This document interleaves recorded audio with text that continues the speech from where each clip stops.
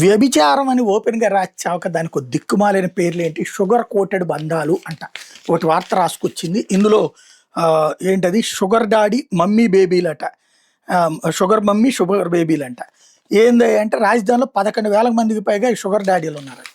ఈజీగా అర్థమయ్యే భాషలో ఈళ్ళదేదో గ్రాంధిక భాష రాసుకొచ్చారు గానీ, ఇదివరకటి రోజుల నుంచి ఉన్నదే.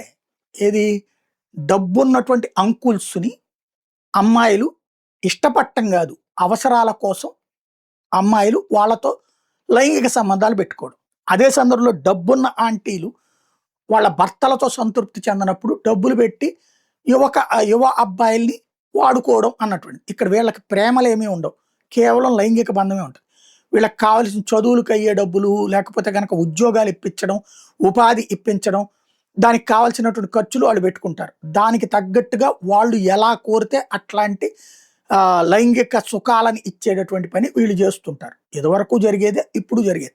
వాటికి ఇప్పుడు కొత్తగా వెబ్‌సైట్లు పుట్టుకొచ్చినాయి. ఇదివరకు డేటింగ్ యాప్‌లు అంటేనే ఓ రకమైన వ్యభిచారం.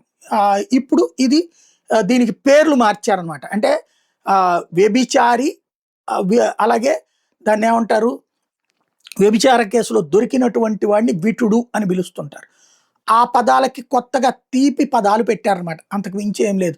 స్వీట్ డాడీలు, స్వీట్ మమ్మీలు, లేకపోతే స్వీట్ బేబీలు, ఇట్లాంటిది. ఏది ఇప్పుడు అమ్మాయిలు కూడా చిన్న ఆడపిల్లలు ఇట్లాగా చేస్తున్నారు అన్నటువంటిది. ఇది విపరీతంగా పెరుగుతుందంటే ముంబై తర్వాత హైదరాబాద్‌లో బాగా పెరుగుతుందంట.